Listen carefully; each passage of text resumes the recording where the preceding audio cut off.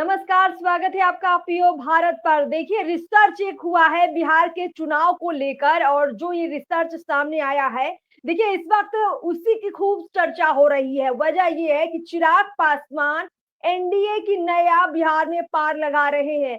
NDA Bihar में चुनाव जीत रही है और उसके पीछे सबसे बड़ी ताकत है चिराग पासवान की। इस सर्वे में कई चौंकाने वाले खुलासे हुए हैं। तेजस्वी को लेकर भी बड़ी बात सामने आई है। तो ये सर्वे क्या है कि इसमें जदयू की क्या ताकत है, बीजेपी की अपनी ताकत क्या है, आरजेडी कहाँ स्टैंड करती है, सब कुछ आपको बताएंगे। देखिए, प्रदीप झा सर हमारे साथ जुड़े हुए हैं। सर, आपका बहुत बहुत स्वागत है चर्चा में। राजनीतिक विश्लेषक है आप और पॉलिटिकल आइडिया के संपादक है। तो ये जो सर सर्वे हुआ है, रिसर्च हुआ है, किसने करवाया है और इसके आंकड़े क्या बताते हैं? और अर्पिता, ये सर्वे किया है रुद्रा रिसर्च एंड एनालिसिस ने।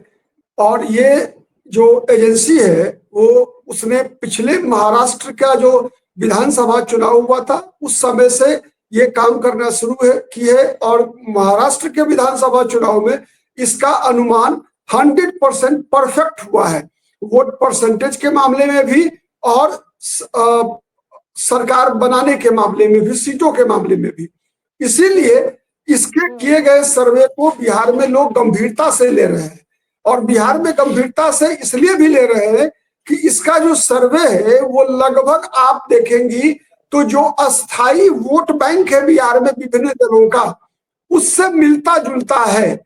मिलता जुलता इसलिए मैं कह रहा हूं कि अगर देखेंगे हम तो इसने बिहार के अगले मुख्यमंत्री के रूप में तेजस्वी यादव को दिया है 35%, कि 35% लोगों की पसंद तेजस्वी यादव है। आप याद कीजिए कुछ दिन पहले जब सी वोटर ने सर्वे किया था तो उसने भी 36% दिया था तेजस्वी यादव को। नंबर एक तो उससे मिलता है ना ये फैक्टर। दूसरा फैक्टर क्या है, सबसे महत्वपूर्ण फैक्टर निकल कर आ रहा है एनडीए में। एनडीए में नीतीश कुमार तब 25% पे पहुंच रहे हैं जब पूरा एनडीए उनको ये कह रहा है कि हमारी तरफ से मुख्यमंत्री पद के उम्मीदवार है। ये सबसे बड़ी चिंता की बात है एनडीए के लिए।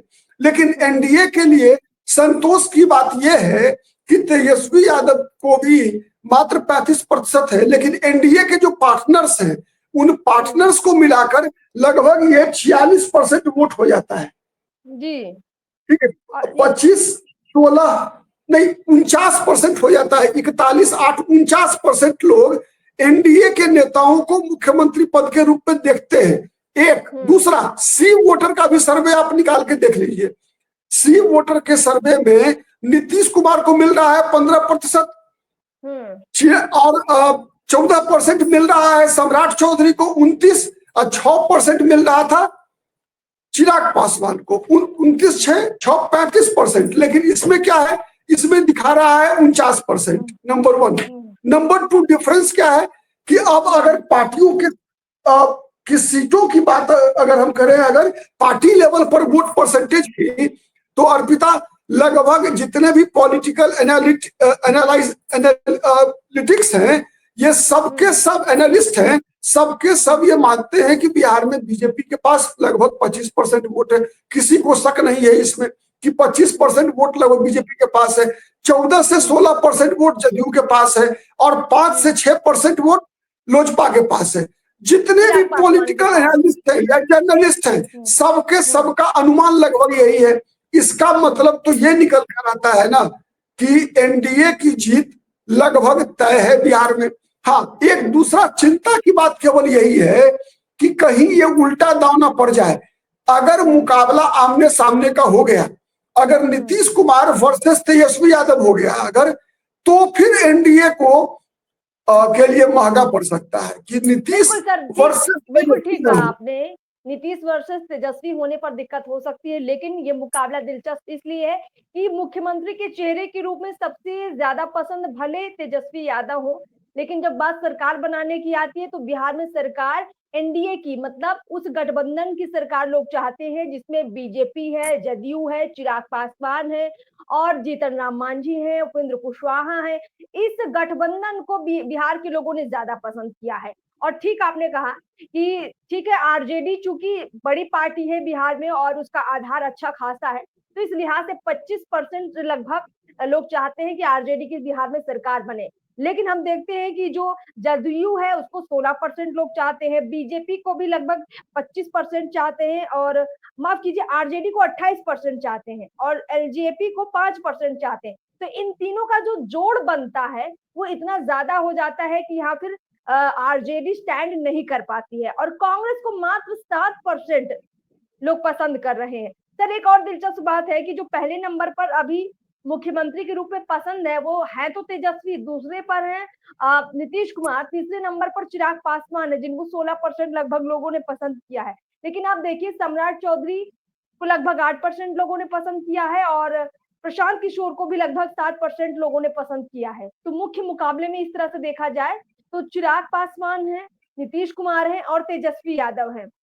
और इसीलिए माना यह जा रहा है कि अगर एनडीए के भीतर चुनाव करने की बारी आएगी कि दोनों में से किसे मुख्यमंत्री दिया जाए पद, तो नीतीश कुमार और चिराग पासवान के बीच में ही शायद मुकाबला होगा एनडीए के भीतर भी। और शायद इसीलिए बिहार की जनता आशान्वित है कि शायद नीतीश कभी हटेंगे तो चिराग को मौका मिलेगा, और ये गठजोड़ बता रहा है, लोगों की उम्मीदों को बता रहा है।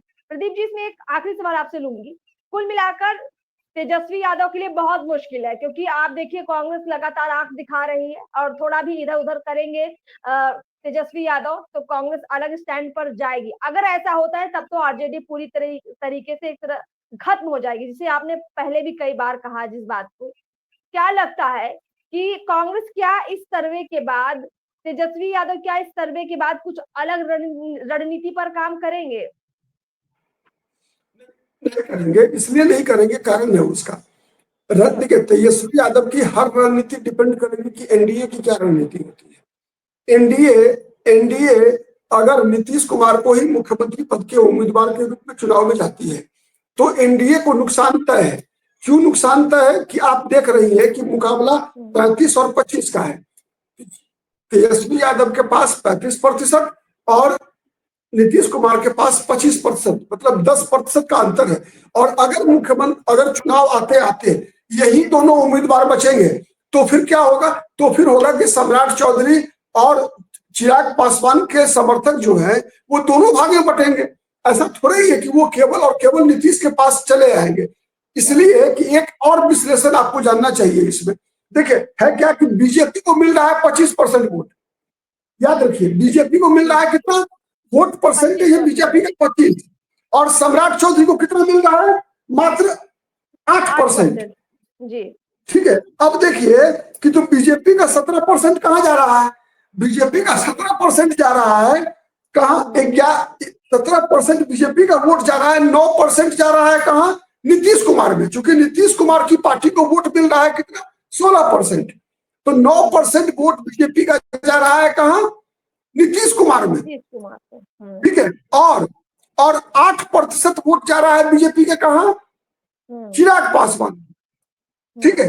और 3% वोट चिराग पासवान और ले रहे हैं एनडीए से बाहर का भी। इसका मतलब बात समझिए आप, चिराग पासवान वो चेहरा है जो केवल एनडीए का ही वोट नहीं, बल्कि चिराग पासवान के नाम पर आप महागठबंधन का वोट भी एनडीए को मिल रहा है। ये सबसे बड़ा इसका कैलकुलेशन का ये एक तरह से डाटा का एनालिसिस है। इस एनालिसिस के आधार पे अगर एनडीए कुछ बदलाव करे और किसी कारण से नीतीश कुमार को रिप्लेस करे और चिराग को पहले नंबर पर ले आए, मुख्यमंत्री के चेहरे के रूप में प्रोजेक्ट करे, तो मुझे लगता है आंकड़े जो अभी दिख रहे हैं इनमें और तेजी से बदलाव होगा, और जो एनडीए गठबंधन है और मजबूत होगा, और तेजस्वी यादव जो अभी पहले नंबर पर सीएम की दावेदारी में दिख रहे हैं, शायद वो कांटे का मुकाबला साफ साफ तेजस्वी चिराग का हो जाएगा, और एनडीए खुलकर अभी तो जीत रहा है, लेकिन मुझे लगता है फिर तो लगभग ऐसा लगेगा कि एनडीए को हराना नामुमकिन, इस तरह की तस्वीर बन सकती है अगर बीजेपी अपना मुख्यमंत्री पद का उम्मीदवार बदल दे। हालांकि फिलहाल तो ऐसी कोई तस्वीर नहीं दिख रही है। चलिए प्रदीप जी, एक एनालिसिस सामने आया है, इसमें तमाम प्रतिक्रियाएं लोगों की आएंगी, राजनेताओं की आएंगी, और हो सकता है कुछ पार्टी अपना बदलाव भी करे अपने रणनीति में। इस पर चर्चा आगे जरूर आपसे करेंगे। फिलहाल बहुत बहुत शुक्रिया आपका हमारे साथ जुड़ने के लिए प्रदीप सर, बहुत बहुत शुक्रिया सर। बहुत